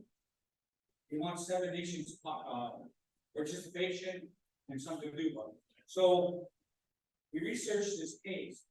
We went in with the other zoning, the 6 Nations, rate law, Mental Lake, Golden Lake, ongoing, I don't care what it is. I'm just saying, when it comes to the Seven Nations, we are bona fide experts. We read that document through and through. And I've been talking to Seven Nations members in the last 2-3 weeks about this matter, which involved the Seaway Train. I'm glad it failed, but I'm just saying, and I'm like ESPN, people watch ESPN, but our history is better than your history. I keep saying it to your arrow group. You just found out your Seaway presentation in a few weeks, how wrong it was. We did find some essential history, but we're not gonna accept it, because it was done by an individual. An individual from, not from this community. But nonetheless, his case is gonna fall apart, and it's gonna domino the land claims which you guys are involved with. And then when I go to the land claims meeting on the American side, they tell me that you guys have no standard. And then when I listen to you guys, St. Regis chiefs or Wilkesburg chiefs, whatever you want to call them, they're counselors to me, because that's what it says in the treaty. They're counselors. Now you gotta remember, the treaty was 1796. 2026, the border came. So which came first, the chicken or the egg? The treaty was already in place. Congress already acted on it. We are solely hostage to a treaty. It's not well written, but it's still in place. And I saw an individual, well, who's on chief before, and I praised him. I said, the only good work you did when you were on council was you made sure that that treaty didn't die. It's not the greatest treaty, but it is a lady to spend. So when I try to ask the council, and you know you're involved in the land, but when we talk to you, when people like us talk to you, oh, we're gonna bring it up with me. Oh, we're gonna bring it up with her. No, we're gonna get a commission. Enough of that bureaucratic talk. You guys are bureaucrats. You're not chief. So all I'm saying is, if you wanna know anything about 7 Nations Street, anybody in this room, come to me if you dare. I have about 50,000 back-to-back pages chronology on the history of the 7 Nations. And I bet you, because it's gonna be too late. It's gonna be too late for you guys, for the tribe, or the nation conference, for any other nation conference. It's gonna be too late. And I wish, and in closing, I wish we get off the definition of land claims. There is no such thing as land claims anymore. Every time we go to the courts, which are against us, we talk about land, they want to give us money. We've been saying for decades, we need the land. We want the land back. They never get the land back. Then they give us money. We never see the money. I talked with Mr. Lazar. I'd like to go to Ottawa. I want to see my $240 million. It's not just be at one time. But I'm just saying, we should not call it land claims. You talk to the federal government, you guys talk to MPs. Tell them, no more land claims. We don't like that definition, because we never get the land back. And with the younger people in here, I fight to get the land back. And all I see is we're losing at such a rate, it's unbelievable. Thank you for the 5 minutes. Okay, go over to the far right there.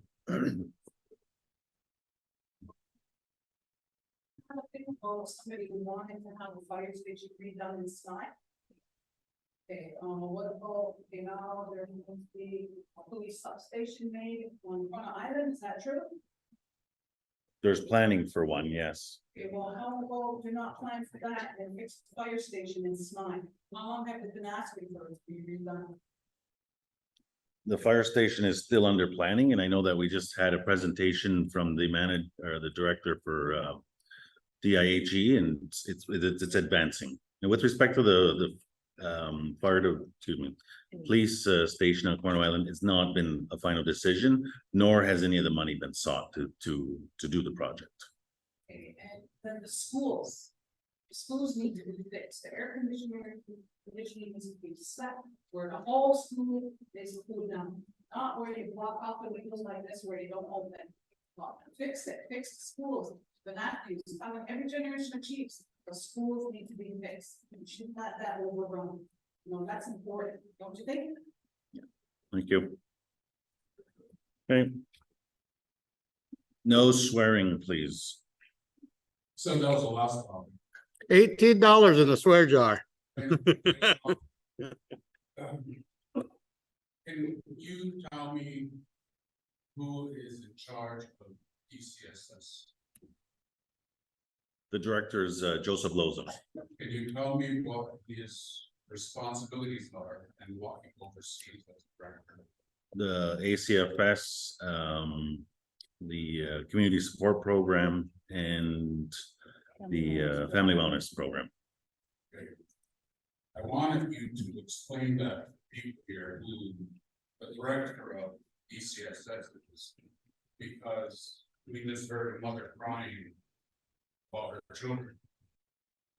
And I want the people here to know that the director of DCSS is the one in possession of her child.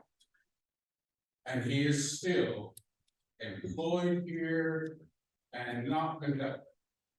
So I hope that council isn't protecting him, because he is in so many violations ethically, and he possibly could be criminally prosecuted for his actions regarding this child, this mother, and trust me, there's people in ACFS who have committed crimes pertaining to this case. So I hope all of you take this seriously. Tonight, I was going to present 2 petitions, and I'm not going to. Because after hearing what you have done regarding the election law, I'm going to kind of change my approach.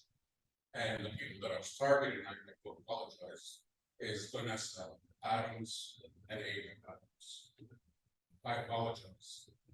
And tonight I will not be presenting petitions to remove you from office like I had planned. And I'm a man that can look you in the eyes and tell you this. But you're not changing the law. So, and if you do, I have 90 days to change it up myself. So you can both play the game. But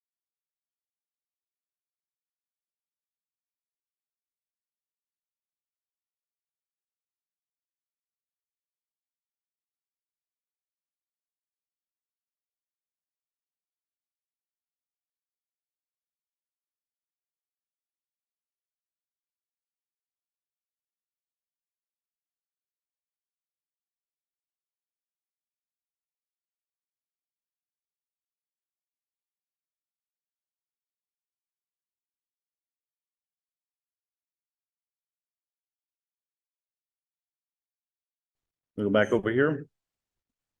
We're gonna start beginning to wrap up. It's 8 o'clock, so if there's other business that we want to address, please prepare. So, how long do we call the DCSF?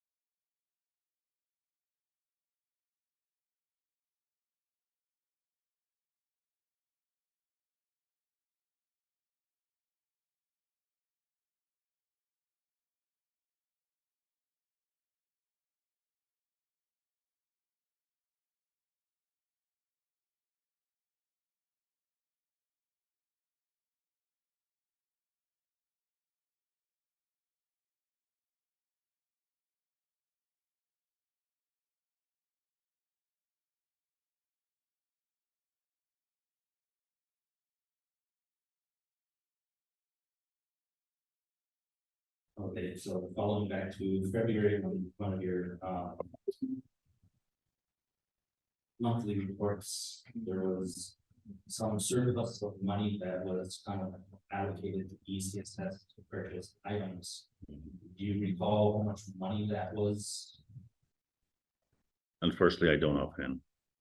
Was it fair chunk of change? Because from what I, Several millions, yes. okay, so several millions. And I'm aware of a luxury pontoon that was purchased from an MCR at that time, because I was rowing it with was Thompson Island. They said it was from CSS to build this. I'm not sure how much of luxury pontoon there was need of, because I do know that there was also a couple of bucks spent for a massive water taxi, which apparently wasn't done. Is that true? I don't know. I don't know because they're getting very administrative, and so the FAL requires that purchases follow certain processes, and before any purchase is made, those processes have to be followed, as well as certain dollar values have to be signed off on. Council's role in these is to allocate resources to different areas, and that's what they've done. The administration of it is with administration. Yeah, so I remember when I did that, I had to get 3 quotes to just buy a bunch of pins. So I would imagine there should be more than three quotes to buy a luxury pontoon, as well as what I heard of this constantly new vehicle that you can drive. Not one specifically for council chiefs. But that one from DCSS, that MCR apparently, it had a vehicle, was it authorization to buy a vehicle? I actually heard this 2 vehicles. Again, the resolution allocates money. The purchase of specific things is done through administration. So council approves budgets. So this resolution you're talking about approved an overall budget with certain line items. It didn't say buying, a 2016 whatever, right? I mean, it said, X amount of dollars for equipment. How equipment is ministered is programmed. Okay, so council never received any benefits from purchasing them. Okay. I'm not sure what you mean by benefits. If I rode in a vehicle that the MCA owns, I guess it's a benefit, but we haven't got a vehicle out of Department of Mohawk government doesn't have a vehicle. Okay, I know there used to be a van. that's a very long time ago. Yes, used to have a Nissan van. Okay, but it has been replaced. No, Okay.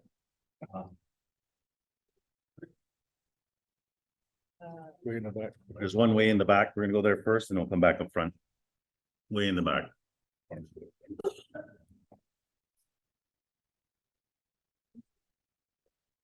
I requested that pontoon because I'm the service manager for the prevention program at ACFS. And we entered into a working agreement with Thompson Island Cultural Camp, and we're developing a program to ship families and pontoon, and we're gonna use it a lot. So we have been in development of that program, and part of that is acquiring a pontoon.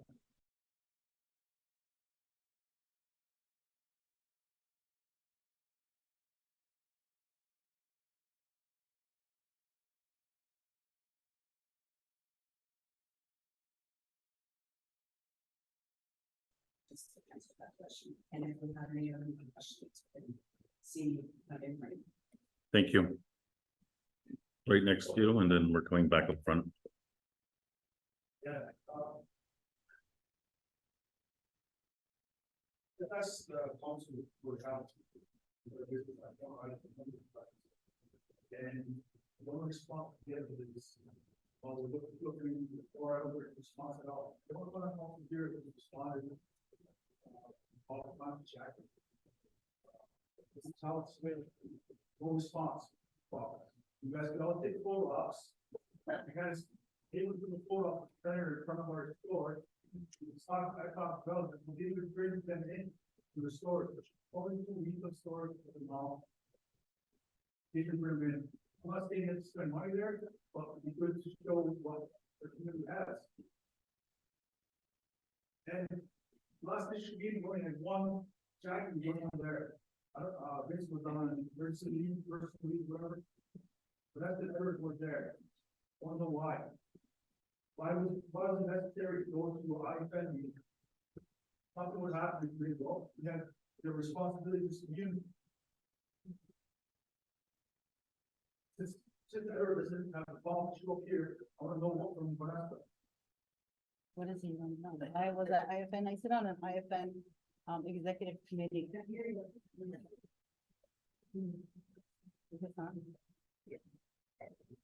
Yeah. Yeah, so in my report, I had clarified where I was and what I participated in. So I'm not gonna read out my report, which is terrible from there. And I did attend the IFN voting meeting, which I have been since I came on council, because a lot of my role as being an elected on council is with the outside and the relationship there. Because that's where the majority of funds come from, to this community. Yes, but I have been returning your phone calls and your text messages. last time, you did it, you respond, probably is not, that includes, before this was removed, I started, I had to speak to, Shannon Hall to get it done. That was just, the post that states, students running the passport from Canada, that was me, I should have had to do that. And Vince got it wrong, it was, what they originally put out was not wrong, and Shannon had to tell me that, oh, that's not what it said. I'm not throwing the pen in the bucket, that's what she told me.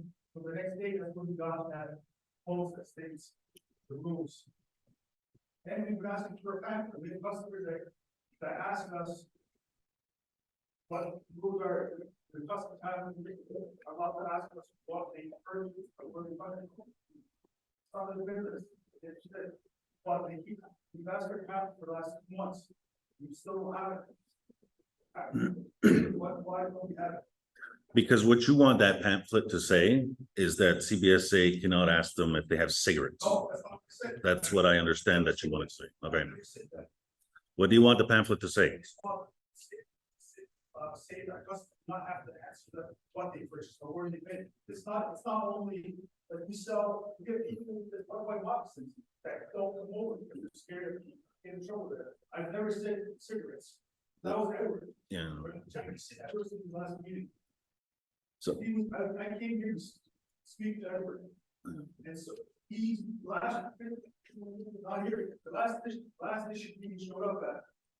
Somebody asked me why he didn't show up at the charge tower, and he goes, I'm busy. He said that every time I see you, I'm busy. But that's the thing. Your first, you guys made a good IFN, but you're Oh, I do understand that, and I do apologize for missing. that's taking each other. it's everybody's job. Everyone's job. If why have two chiefs, one district go? Once they found out, Pittsburgh here, somebody said a lot more. Okay. There's no excuse for it. Or wait, I'll read one thing from. I just want to say on this issue about the asking of questions from Cornwall Island to Cornwall, we have been putting a lot of pressure, and just including up to last week, right? I mean, there's a very technical issue on this coming from Cornwall Island. So the problem is that I can't say to people that they can't ask certain questions, especially when they're non-Indigenous people, right? So That's that by this, if we stop like California, they can't just ask what you have in your car. That applies to CBSA, just because you're going to the port of entry, does not change that fact. it's a very technical problem. No, That's it's not technical. There's nothing technical rights. the non-Indigenous person don't have those rights. They're not on the board. Mhm. It's the same thing. You talk about economic development when you're not willing to fight us. Well, we're working on it. Yes, we are. We are. I know that you're very frustrated with it. We're frustrated as well. Mhm. Economic development has 4 vehicles with over 50 grand. That's $200,000 for the drive back and forth to the region. You just said you don't have, government doesn't have a, so there's something wrong there. And we spoke. Okay, this was after the happened on the river. One would argue that smuggling, whether that's people or goods, takes place, people need money. The government needs to continue to support communities like economic development. This quote came from Chief Grand Chief Adrian Bennett on CBS So you stated government, you're not gonna pay for it. When your council is not forming up to us. You guys don't do one thing for us. All I hear is, oh, we're working on it. I don't know why you keep saying that. I want to speak for our stores, but I've heard this from multiple businesses. The reason we hear a lot, we're right between economic development, and people ask us if council is helping us, if economic development is helping us. I thought, no, nobody's back. Jack does all the time, Cindy does, stop. It says right, and everybody's gonna respond 3 days later. That's not right. If you can say, oh, we're looking into it more, or sorry, already, that's people don't do that. What I can say is that we are working on it. It's complicated. I'm telling you, I know that you don't want to hear that and you don't want to accept that, but we're pushing very hard to make sure that the transition from Cornwall Island to Cornwall is easier. It's tricky. It's not tricky, right? It's not tricky. I'm not asking you to say, oh, something's going on for cases there for us. I'm just asking if you clarify that they don't have to answer what they purchased. But they do, by legislation, they do. That's why we can't say that they can't ask. They can ask the wrong answer. Well, we don't want to, but what we're concerned about is somebody not from this community getting into an altercation with CBSA and taking our pamphlet and saying, well, the MCA said this. But we don't want that to happen, because if what we put on the pamphlet, we want to be accurate, right? No, we're not scared. I don't want. If you guys didn't have to be here, you wouldn't be here. So Edward's not here. Why is Edward not here? He's off today. He's off for the next 5 days. So what, you think he always takes off when there's. I can't answer for his conduct. Last agenda, this should be the city leader, before it was. You could have said it's busy, you should have said it's busy for his community. Not Okay, I can't speak for each individual's comment. Get the two businesses in the mall, issue mall. That's all. The mall, like also. My wife didn't always say it today because she feared retaliation. You know, that's how sad it got that. She actually feared retaliation from because nothing is done here, because of what you want to do. It's not that. Like, don't fear retaliation. That's the fact. People start to fear it. That land that Bill sits on was donated by her grandfather. And it was used in ways it wasn't supposed to be. This was an education, it was abused for that. It's supposed to be economic development or retail. Right now, we're looking at retail stores.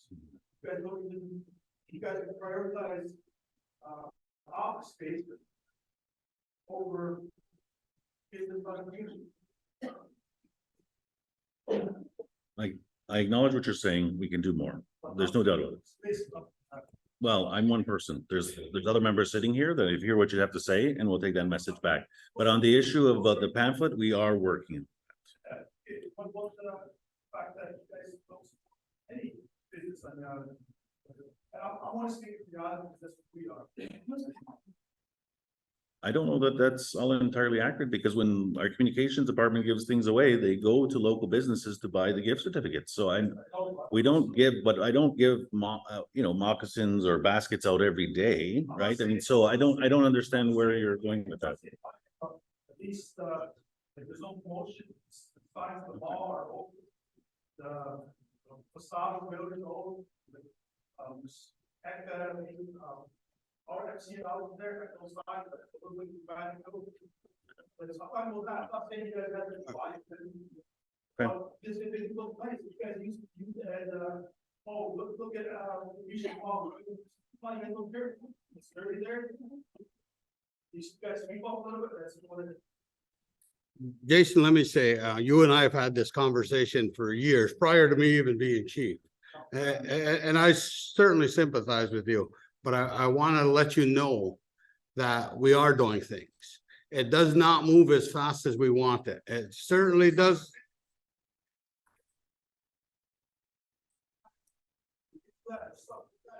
Right. put stuff in.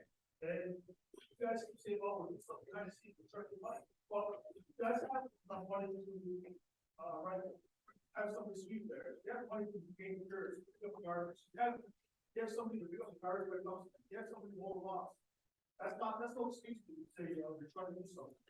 Some of the bigger things that we're trying to do, though, some of those things you're asking is administrative, and that's not what, as economic development portfolio chief, that's not something I do.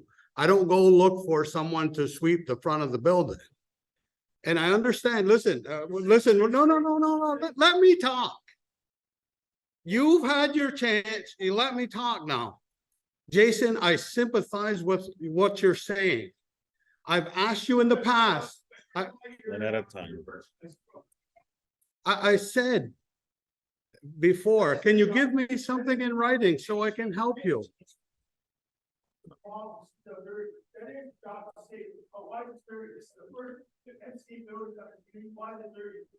Okay. So that's, you're saying it's not your job? We acknowledge what you're saying about the facility and we will.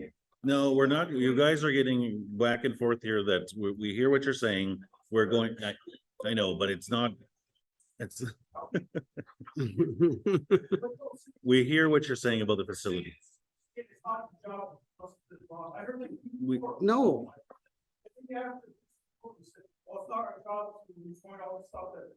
Our job is to give it to administration. And some of the bigger things that I'm working on. No, it is my job to report it. It's not my, Okay. We're gonna action on this. We'll action on this again.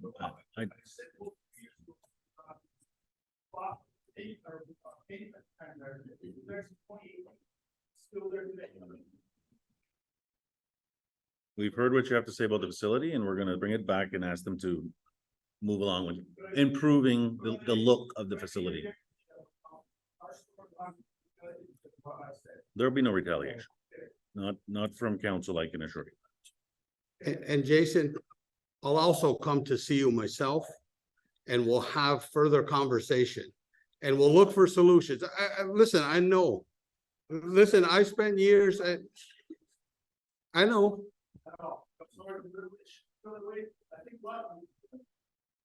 It's tough. I hear what you're saying. No. Well. Okay, all right. Two more and then we're gonna move to close. So right here in the front, I know that you've I kept asking my district chief that they're gonna move. As far as they said, no. As far as I'm saying, no, that's right. All of you are small puppets, except for the one chief they got. I hope she doesn't become a puppet. Except for a year and a half, because of one of our meetings. And you'll be back in 2 months. I won't have it busy, I don't be back. And the press release, they're looking for a visitor in October to work on the newspaper. And you're saying they're not significant. we're aware of what the press release says and we're no decision has been made. That should not have been open. No money has been identified to build that project. I can tell you that. So you can put the bids out you want. There's no money to pay for it at this point. Yeah, no, we're working through that issue. Yeah. Right here, Mr. Sunday, and then we'll go to Mr. Lazor, and then we're closing.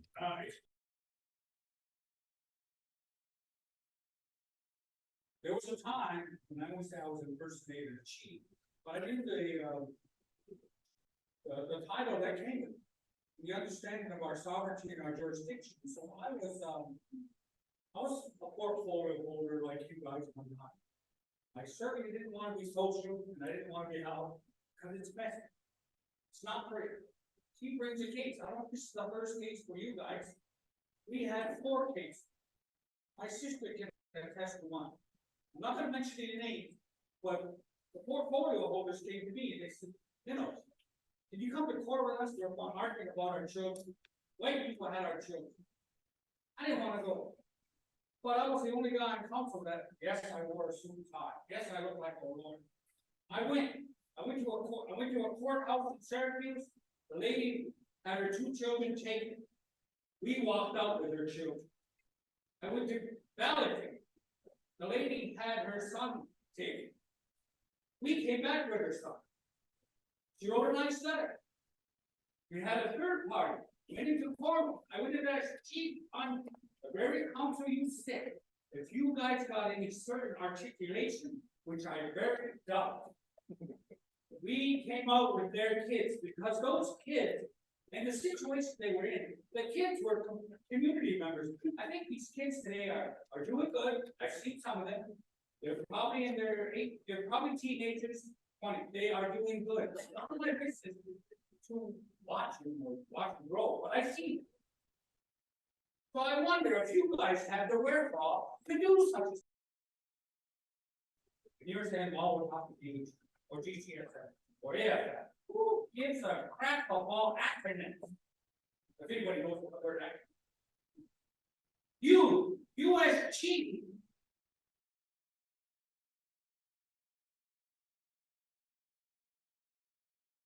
Because you don't know how. You cannot walk into a courtroom as a chief and come up with this case. If you can stand up, I get it, but you can't.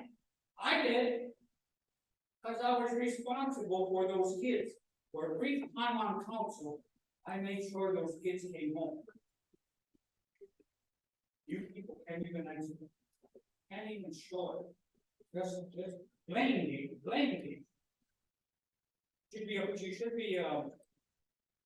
You should be embarrassed. All right, thank you.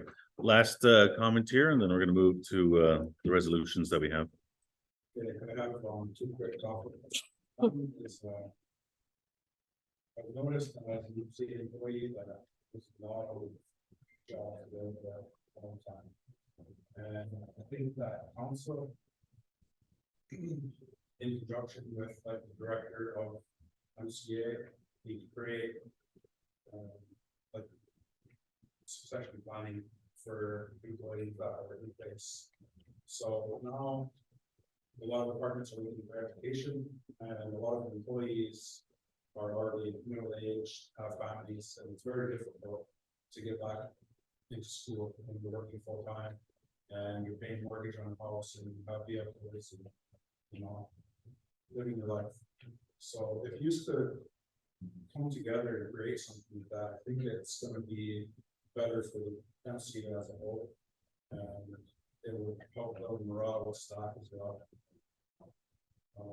So that's that part. The other thing is, I live on Fort Island Road, and I live near the straightaway where Stanley Thompson is. All the time we have vehicles going by there at extremely high rates of speed. And I reported the other day, my son was outside playing with our two children, and there were street bikes racing, and they were going over 100 miles an hour. And this is regular occurrence there. I've reached out to that. They're participants, but they have no chase policy and stuff like that. And these people keep getting away with this. So would it be possible for MCA to speak on that road? It's a safety concern, right?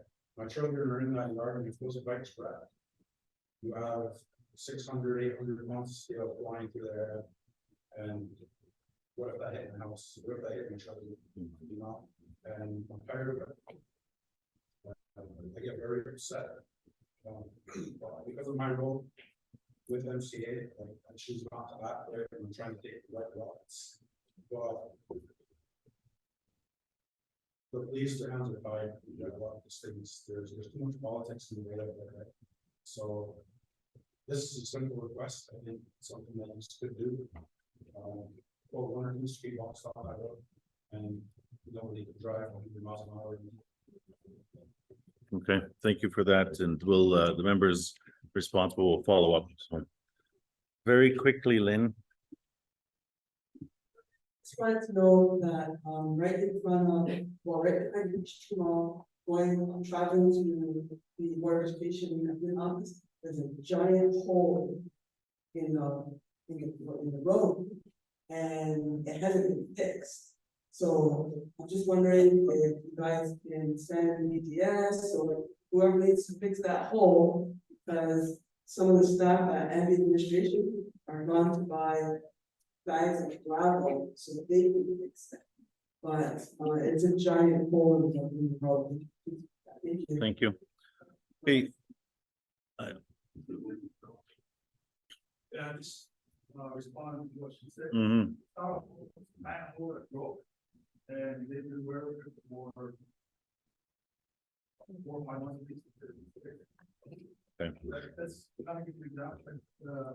MCA that maintenance involved in the law. Taking care of it. So that which you don't see where we are at the same. Yeah, thank you. In the roadway, yeah. The law was taken care of. Okay. Okay, I'm going to move to read these resolutions for the record to accept and approve the general meeting minutes dated June 29th, 2023. Could I have a mover? Dwayne, second. Joanne? Discussion on the resolution? Questions been called on the resolution? All in favor? Any against? None against.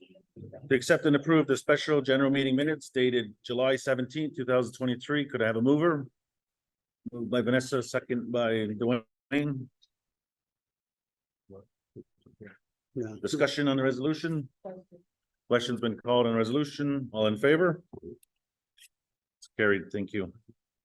All right, that's going to conclude our general meeting for September 28th. I want to thank everybody for joining us this evening, and we will we have a date not yet set for the October general meeting, but that will be taking place for in consideration of Halloween, but we'll announce that. So thank you very much, everybody. Motion to adjourn, please. Dwayne and Vince. Thank you. So I missed Put your hands in the air. on my question.